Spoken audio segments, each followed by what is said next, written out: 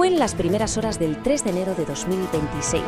El mundo se despertó, o más bien fue sacudido por una noticia que lo cambió todo. Un evento que, de la noche a la mañana, reescribió las reglas del juego en la política internacional y, la verdad, dejó a todo un continente sin aliento. Y es que la pregunta que flotaba en el aire en todas las cancillerías, en todos los noticieros, era una y era enorme. ¿Cómo es posible capturar a un presidente en ejercicio? Bueno, pues ese día, el 3 de enero, las Fuerzas Especiales de Estados Unidos dieron una respuesta. Y no fue una respuesta teórica, no. La ejecutaron, en pleno corazón de Caracas.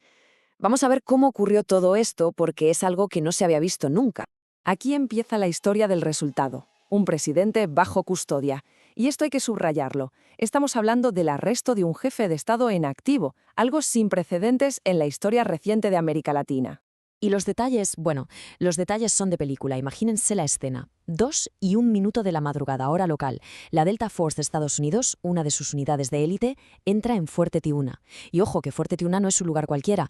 Es el complejo militar más grande de Venezuela, el auténtico centro de poder. Y allí, en mitad de la noche, detienen a Nicolás Maduro y a su mujer, Cilia Flores. Todo pasó rapidísimo, una cosa de locos. Casi sin que nadie se diera cuenta los sacaron del país, una operación de extracción de máxima seguridad y directos a Nueva York. El objetivo estaba clarísimo, llevarlos ante un tribunal federal para que se enfrentaran a los cargos que tenían pendientes. Claro, la gran pregunta es, pero ¿cómo se organiza algo así? ¿Cómo es posible? Pues todo tiene un nombre en clave, Operación Resolución Absoluta. Y sí, fue una extracción militar, pero planeada hasta el último detalle. Aquí no hubo nada de improvisación, ¿eh? Nada de eso. Esto fue el resultado de meses y meses de preparación. Hablamos de agentes de la CIA sobre el terreno, drones espías siguiendo cada movimiento, cada rutina de Maduro, y ensayos, muchísimos ensayos, para que todo saliera no bien, sino perfecto. Y es que la escala de la operación es que es difícil de imaginar. A ver, pensemos en los números. Más de 15.000 personas, más de 150 aviones y helicópteros y una docena de buques de guerra en el Caribe. Para que nos hagamos una idea, este fue el mayor despliegue militar de Estados Unidos en la zona desde la crisis de los misiles de Cuba, allá por 1962. O sea, una fuerza militar abrumadora. El plan tenía 4 fases y estaban sincronizadas como un reloj. Primero, meses de inteligencia, de saberlo todo. Segundo, neutralizar las defensas. Y aquí fue clave un ciberataque que dejó a oscuras parte de Caracas. Tercero, el asalto, la entrada de la Delta Force. Y cuarto, la fase final, la extracción.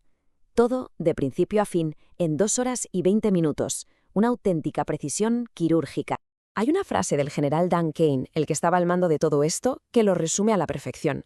Dijo, no ensayamos para hacerlo bien, sino para asegurarnos de que no podíamos equivocarnos. Se entiende la mentalidad, ¿verdad? La presión era brutal, no había ni el más mínimo margen para el error. Y mientras todo esto pasaba, a miles de kilómetros, en una sala de Florida, el presidente Donald Trump lo estaba viendo todo en directo. Y su comentario, la verdad, fue bastante llamativo. Dijo que era literalmente como ver un programa de televisión.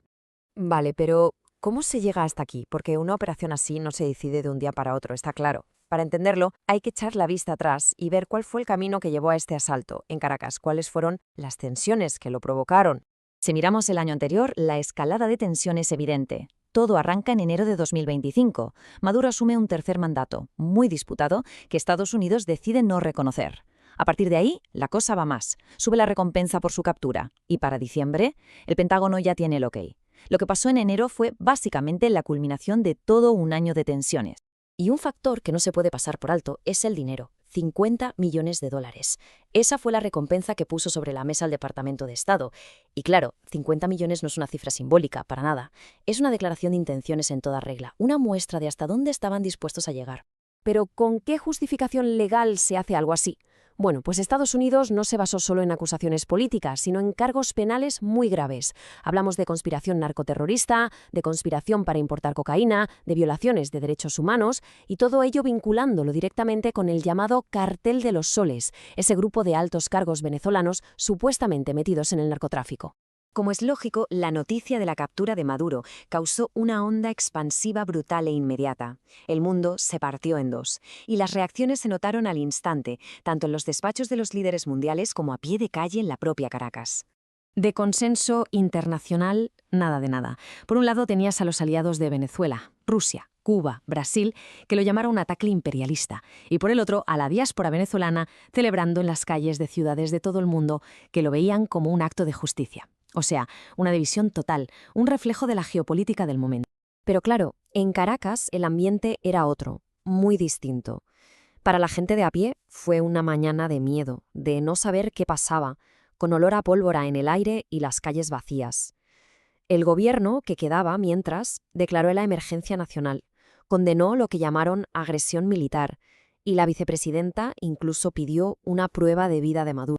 Y justo en ese momento de máxima tensión llegó una declaración del presidente Trump que lo cambió todo. Porque de repente ya no era solo un arresto. Su frase dejaba ver una intención mucho más grande, la de gobernar el país hasta que hubiera una transición. Y claro, esa afirmación abrió la puerta a un escenario completamente nuevo y lleno de incertidumbre. Y con todo esto sobre la mesa llegamos a la gran pregunta final. ¿Y ahora qué? Porque después de un terremoto así, el futuro de todo un país se quedó literalmente flotando en el aire. A día de hoy, 5 de enero de 2026, la situación es esta. Nicolás Maduro ha pasado del Palacio Presidencial de Miraflores a una celda. Está en un centro de detención federal en Brooklyn, en Nueva York, esperando su juicio. Un cambio radical, muy lejos de ese poder absoluto que tuvo durante tantos años.